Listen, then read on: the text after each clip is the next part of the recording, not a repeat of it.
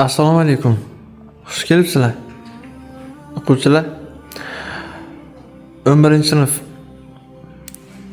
biologiya darsligi bo'yicha 5 kundan beri 10 ta mavzuni topshirib bilmayapmiz. Har kun 2 ta mavzuni Halol pokiza topshirganimizda ham ulgursak bo'lardi. 5 kunda 10 ta bo'lardi. Bugun 5-kun o'sha berayotgan mavzumizni qaytib beryapmiz yana. Ota-onalar farzandingizni bugun 5 kundan beri o'tamayotgan 10 tagina mavzusi bo'yicha savol-javoblarni diqqat bilan kuzating. Qanaqa javob beryapti?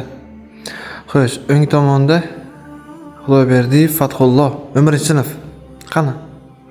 Jidliyev Ulug'bek, kollej o'quvchisi, 12-sinf bo'ladimi? 11. Ha, 11 ekan. Shamsiddinova, 11-sinf o'quvchisi, Marjona va kichkintoy Ro'ziya Mehrangiz, 9-sinf. Mana shunday. Bu yerda bitta 9cha, 3 ta 11lar o'tiribdi. Hozir mana shu 9 hammasini ko'zga ko'rsatib tashlasaydi. Savol javobni boshlaymiz. Kimdan boshlasak ekan? Ulug'bekdan boshlaymiz. Yaxshi. Biz Ulug'bek bilan juda ham kelishamiz-da. Voy, Ulug'bek, o'shdingmi deyman, ichingga qarg'adingmi, sinib ketay deyapsiz.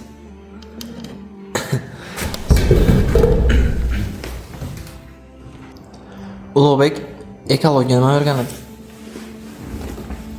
Ekologiya? Ha. Ekologiya nimani o'rganadi?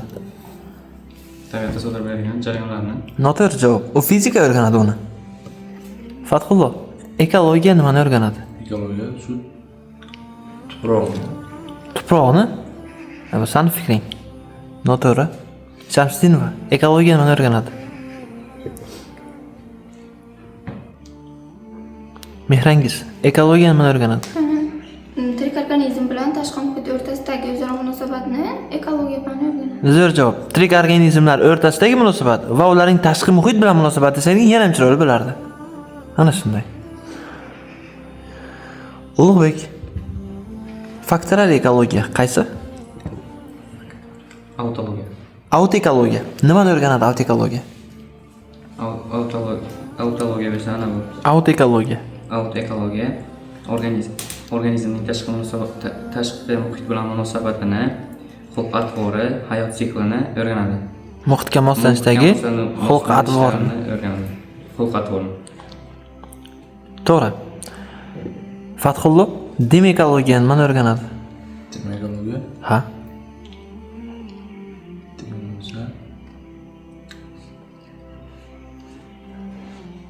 Javob yo'q. Shamsiddinova, demekologiya nimani o'rganadi? Mana bu Marjona savollarga javob berishga qaranglar, birro javob beradi. Jamoa bo'limi o'sha ekologiyasini o'rganadi. Yo'q, ota-onasi ko'rsinlar. Mehrangiz.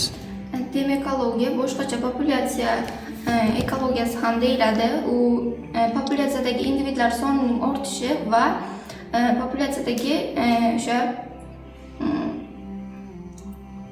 populyatsiyadagi individlar sonining ortishini o'rganadi. Populyatsiya individlari sonining o'zgarishini o'rganadi. To'g'rimi? Mehrangiz, biosfera evolyutsiyasiga insonning ta'sirini qaysi ekologiya o'rganadi? Biosfera evolyutsiyasiga inson ta'sirini.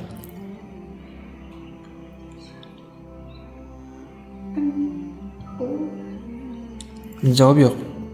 Marjona, biosfera evolyutsiyasiga inson ta'sirini. Noto'g'ri. Ulug'bek, Inson ekologiyasi. noto'g'ri. Fathulloh, Inson ekologiya. Matematika nima edi? bu qanaqa javob berish? Matematik nima edi? Noto'g'ri javob. Xo'sh, Mehrangiz? Ana shunday. O'zi aytib o'tiribdi, biosfera evolyutsiyasiga deyapti. Evolyutsion ekologiya. Marjona, tarixiy ekologiya nimani o'rganadi?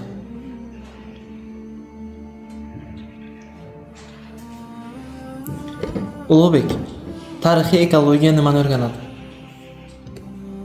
Tarixiy ekologiya inson evolyutsiyasidan hozirgi vaqtgacha bo'lgan o'zgarish ekologik o'zgarishlarni o'rganadi. Neogen. Neolit davridan Neolit hozirgi davrgacha ro'y bergan o'zgarishlarni, O'zgarishlarni o'rganadi. insoniyat sivilizatsiyasini deyishing kerak. Fathullo, ekologiyaning amaliy yo'nalishlariga nima kiradi? Landash ekologiyasi. Landshaft. Landshaft. Sanoat ekologiyasi. Keyin Keyin sanoat. keyin Matematik. matematik ekologiya, Matematik ekologiya. jamiyat ekologiyasi. Jamiyat ekologiyasi. Jamiyat emas, ijtimoiy ekologiya. Ijtimoiy. Xo'p, qaysi biri organizmlarni sayyoramizda son jihatdan taqsimlanish qonuniyatlarini o'rganadi? Qaysi ekologiya bo'limi? Taqsimot. Landash. Noto'g'ri.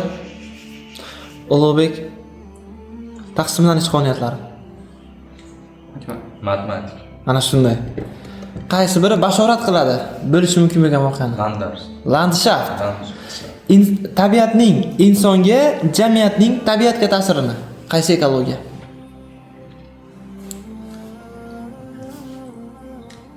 Ulug'bek, Tarixiy ekologiya. mehrangiz. Ha? Ijtimoiy Ijtimoiy ekologiya. To'g'ri. Shamsiddinova. Marjona. Auto ekologiyaning ikkinchi nomini ayt.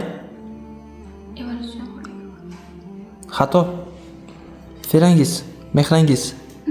Autoekologiya bu organizmlar tashqi muhit bilan ta'siri boshqacha. Ikkinchi nomi faktorial ekologiya. Marjona, populyatsiyalar ekologiyasi ikkinchi nomi nima? Demekologiya. Xayriyat. Marjona, biokitinozlarning tuzilish va xususiyatlarini qaysi ekologiya o'rganadi? Yo'q. Mehrangiz. Biokinologiya. To'g'ri. Jamoa ekologiyasi qaysi ekologiya bo'ladi? Nima? Marjona? Jamoa ekologiyasi. Mehrangiz. To'g'ri. Mehrangiz? Marjona? Har xil turga mansub organizmlarning o'zaro va tashqi muhit bilan bo'lgan munosabatlari, tarqalishi, ular o'rtasidagi raqobat va boshqa ekologik muammolarni qaysi ekologiya bo'limi o'rganadi? Noto'g'ri. Mehrangiz. Har xil turlar. Javob yo'q. Ulug'bek. Ekologiya. To'g'ri. Ulug'bek, ekologiya tuzilishasi fanini kim kiritgan? Fathullo. Tengist. Noto'g'ri javob. Skatti. Noto'g'ri javob. Qizlar, javob bormi? Geykel kiritgan. Bilmaysiz birortangiz.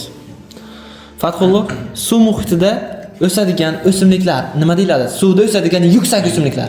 Gidrofitlar. Gidrofitlar. To'g'ri. Gidrofitlarda kislorod tanqisligiga moslanish qaysi to'qima bilan bog'liq? Gidrofitlarda kislorod tanqisligiga moslanish qaysi to'qimaning hosil bo'lishi bilan bog'liq? Qaysi to'qima? Ha. Ulug'bek, javob ber. Parenxim to'qimasi bilan. Ha? Parenxim. Parenxima? Og'iz qachon qaradi-ku?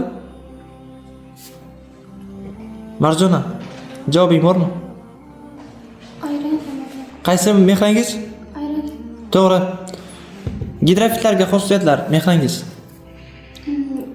Gidrofitlar masalan ular suv yuzasida, ya'ni ular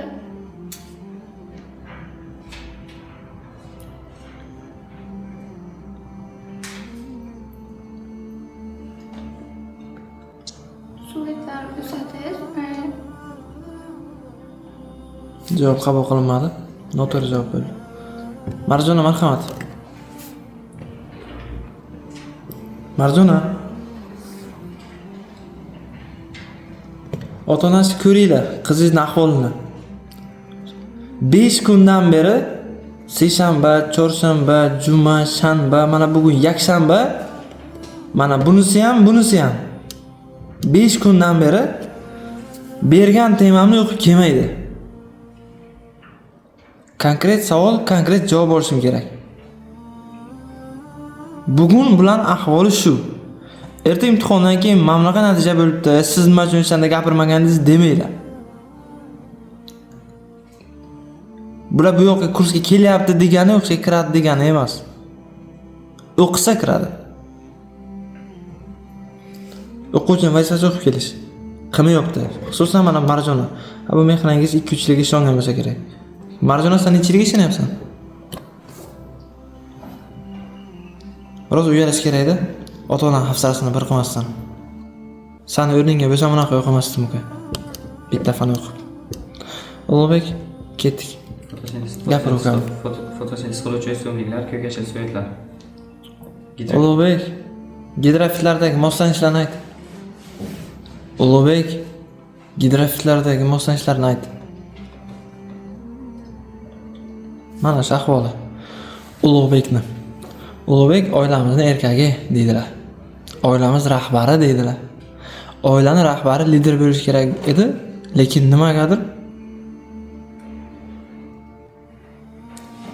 boshi urilgan quyiga o'xshagan eng oxiriga chiqyapti zashodga va yana hammadan savol javobni eshitgandan keyin ham javob bera olmayapti.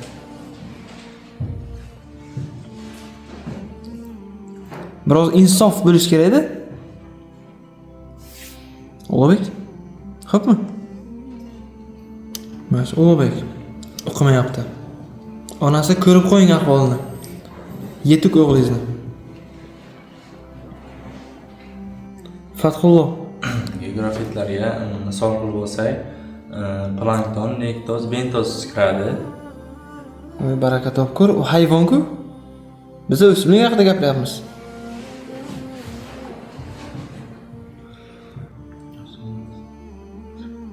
Dadasi mana ko'rib qo'ying Fathullohning holatini.